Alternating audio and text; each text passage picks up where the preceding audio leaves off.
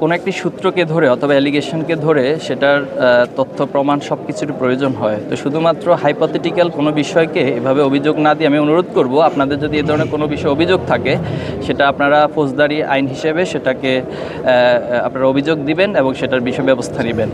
2024 জুলাই আগস্টের পরে ছাত্র শিবির যখন থেকে দৃশ্যমান সকল কাজ আমরা করছি, যেহেতু বিগত সময়ে আমাদেরকে হত্যাযজ্ঞ হিসেবে বিবেচনা করা হতো।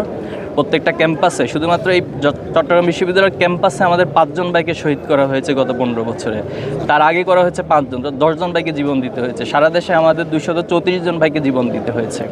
তো সব কিছু মিলে 2024 জুলাই আগস্টের পর আমাদের কার্যক্রমগুলো আপনারা দেখছেন, সাধারণ শিক্ষার্থীরা দেখছে, সবাই দেখছে। এবং কোনো বিশ্ববিদ্যালয়ে আমাদের দ্বারা কোনো সংঘাত সংঘর্ষ হয়েছে এটি ন্যূনতম আপনি প্রমাণ দিতে পারবেন না। সেটা আমি দায়িত্ব নিয়ে বলছি। পাশাপাশি শিক্ষার্থীরা আমাদের উপর আস্থা রাখছে যে ছাত্র শিবিরের যে প্যানেল অথবা আমাদের যে নেতৃত্ব, এর মধ্য দিয়ে তারা নিরাপদ বোধ করে এবং এর মধ্যে একটি নিরাপদ ক্যাম্পাস গড়ে উঠবে, এবং সেভাবে আমরা কাজ করে যাচ্ছি, সামনেও কাজ করে যাবো ইনশাআল্লাহ।